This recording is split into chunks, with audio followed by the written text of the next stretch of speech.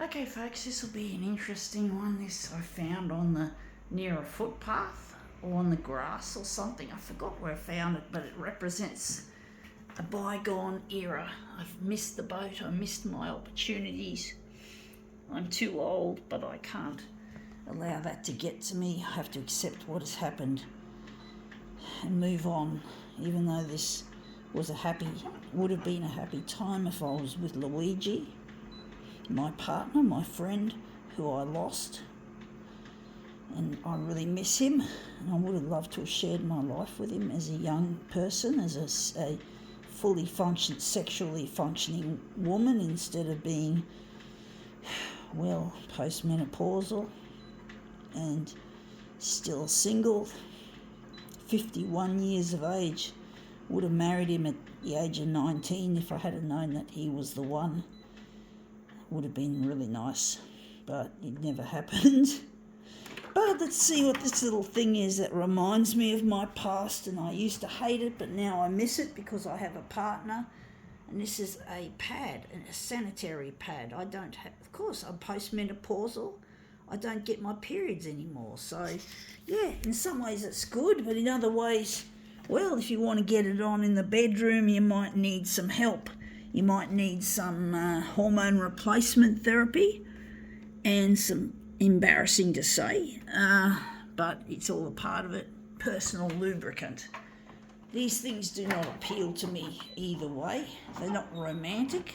It's pretty much all about hormones and chemistry and shit. It's not something that comes naturally anymore, which I'm really disappointed about. My last period was January 2022. It's now April 2024. So it's been a long time since I had my last mens. And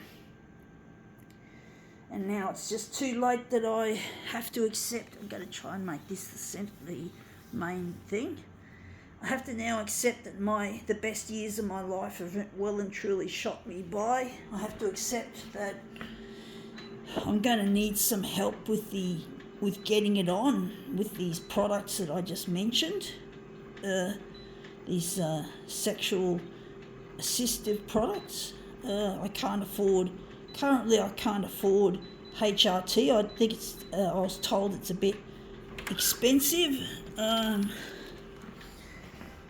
But basically, yeah, I don't have a sex drive anymore. I don't have that wonderful feeling of sexy and slippery that I always wanted. I had been in some bad relationships. I'd been sexually abused, so there's nothing at all sexy about getting abused. Abuse really makes you sexually run cold and frozen. You just become frigid. And I spent most of my years living a frigid life because of the sexual abuse. So I'm not happy with what I got. I'm not at all impressed. But I have to move on somehow and still find where Luigi is, because there's still hope that the pair of us can get together again and we can both be a happy couple, despite me not having the hormones or the functioning that I would have had if I had been with him instead of those other horrors, these other nasty so-called folks, relationships. They were not nice at all, folks. Not nice. They were not what a woman wants in a relationship. I've been with some really nasty men. So I'm trying to get on the 6 o'clock news on Channel 9 to try and put my past behind me and get in touch with Luigi, that we can somehow, I'll be able, if with him I'll be able to afford the HRT. I'm on the disability support pension, and I work in a disability job, what's called an ADE, an Australian Disability Enterprise, because, hey, I'm disabled, and we disabled people don't typically earn much money. It's a very low-paying lifestyle. It's not a fun lifestyle, folks.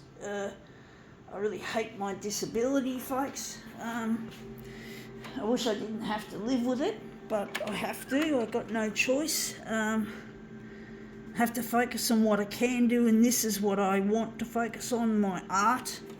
And I want my art to be on the 6 o'clock news. I want to be able to be on the news and be featured as an artist and not worry about my past, that I did stupid things. And yes, I can't bring back the youth that I had when I was 19 and throughout my 20s and 30s, early 40s, and then my sex drive gave in just when my dad kicked me out of his house back in 2014 in May. No, it wasn't May, it was March.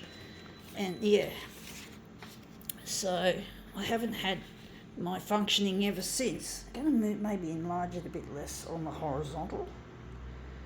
So I'm really disappointed that I couldn't enjoy the best years of my life. I'm really disappointed, folks, but I have to somehow accept what I did and move on. That we all make fucking dumb mistakes in life, but I made really big blunders, folks. And when I was a kid, I thought the word blunder was funny. I thought it was a funny word, but it's not a funny word when you see what happens in practice when you make a series of blunders that just fuck you up and fuck up your life, and you end up being sexually abused on multiple occasions. And yeah,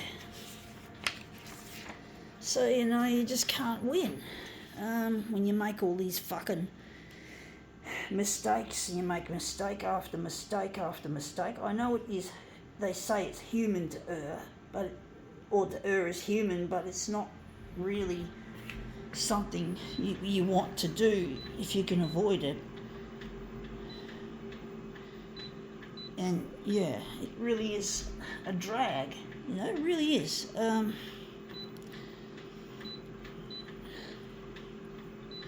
You're fearing everything in this when you make these blunders. Anything from death to everyday worries about money, finances, or things going wrong. When something goes wrong with your unit and you have to get it fixed, and I really hate that. And I lived in a unit that had a gas leak and they never fixed it. They didn't take it seriously that I had to get it fixed.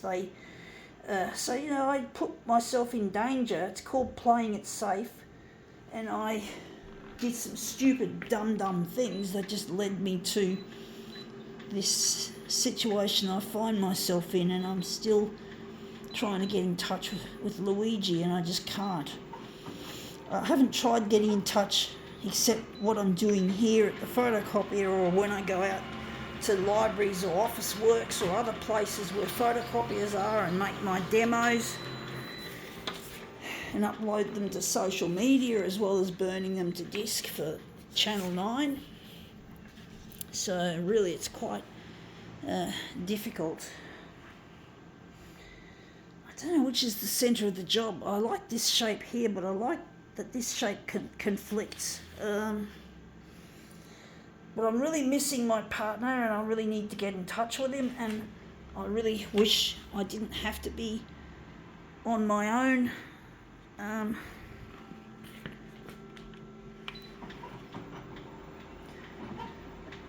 know my work does not come across as newsworthy. It's not like death, disease, disaster, destruction, house fires, conflict, car crashes, drug busts, all that sort of shit, murder, did I say house fires? That sort of shit, that kind of stuff that typically news channels like to hook into. Just you could say the conventional news that typically makes news. This stuff is not in the safe zone. Broadcasting networks like Channel 9 and others like to play it safe when it comes to what they broadcast, so they don't typically find what I'm doing is very atypical. And being atypical, news channels don't know if it's going to work, and they want to know that it's going to work, so they play all this other shit that I mentioned and more. and because they know it's been proven to be ratings pullers, or or especially violence like what happened at the Bondi Westfield, for example. That's an example of something they really love, because they know that they love to tug at the heartstrings of people. They love to put you on a scary roller coaster ride, and they make people cling to their TV sets for more. It's really silly, but that's what they pretty well do. And that's come up looking really quite a treat. I think we can now call this demo quits.